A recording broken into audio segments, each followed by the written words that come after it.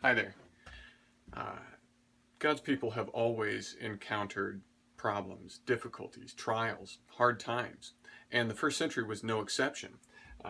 In fact, James, the brother of our Lord, wrote a letter to all the Jewish Christians who were scattered all over the world, and in his opening verses, he was very concerned to tell them how to deal with the hard times. Let's take a look together. We're in James chapter 1, verses 2 and 3.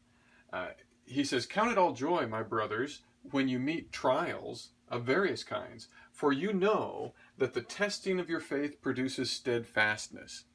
And let steadfastness have its full effect, that you may be perfect and complete, lacking nothing."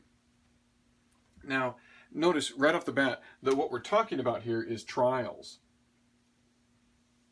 Trials, and there are various kinds of trials that you might encounter. Uh, and we encounter trials of all kinds. Now this word trials is the same Greek word that Jesus used when he was teaching his disciples how to pray, and he told them to pray, "Lead us not into temptation." It can be translated temptation or trials, or temptations. And so Jesus tells us it's okay to pray that we would avoid various temptations and trials. We say, "Father, please don't let us face these things." That's appropriate.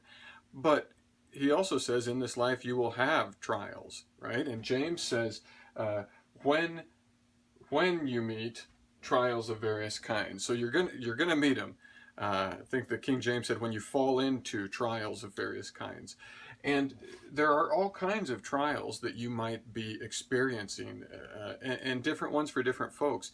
Certainly sickness. The book of James is very concerned with sick people, and we have a lot of sickness in our church. We have people that have cancer, and we have people with autoimmune diseases, and we have some folks that really struggle with chronic pain, joint pain, back pain, chronic headaches, things like that. And those would certainly be trials, but then also there are those less obvious trials like loneliness and depression and things that a number of you really struggle with and in an ongoing way. And then there's loss of a loved one, or loss of income, or loss of a dream you were pursuing, or loss of a relationship. And then there are sins that we struggle with, addictions, and ones that we think we've beaten, and then they come back again. And these are trials of various kinds, and we do encounter them, and perhaps they're amplified in the middle of this time of quarantine. You find yourself encountering them. So what does James say about these trials of various kinds? Well, notice he says, "Count it all joy, brothers." Count it all joy. This word count, it means to think or to consider. It's a pretty common word. It's the word that Paul uses in Philippians on a number of occasions. He uses it when he says, "Let each one of you think of others as more important than yourselves. Consider others as more important than yourselves." And then a verse or two later, he says, "Christ did not consider his equality with God a thing to be hung on to, but he gave it up and became of no reputation." And then later on, when Paul is listing all of his qualifications as an apostle, he says, "I count these things as loss for the sake of Christ." So the word is used to mean, when I look at a situation, I deliberately assess it, and I make this assessment. I think a certain way. You'd be amazed how many times in the scriptures we read that we are supposed to think a certain way, that our thinking is our responsibility to adjust on purpose. So he says, count it all joy. That is, consider it joy. When you meet trials of all these different kinds, you're going to consider it joy. It's as though I've got this black book that I carry around with me sometimes, and I use it for appointments and things like that. And it's like if you took it and you found a blank page and you wrote joy on one part and sadness on the other part, and then whenever you encounter a trial, financial hardship, or somebody's being mean to you, or a sickness you're dealing with, or a temptation that's come into your life, rather than instinctually we'd put it over here under sadness. We'd say this bums me out, this makes me sad, and then we'd complain about it, and then we'd dwell on it, right? And James says, put it in the joy column. Put it over here and say, no, that's joy. I'm going to put it over here. Now that sounds like just kind of a Pollyanna way to approach life. It's okay, I just won't think of it as bad, I'll think of it as good. And that's not exactly what he's saying. He is saying that we need to be deliberate about considering bad things as joy, but he gives a reason. And look at his reason. He says here, for you know,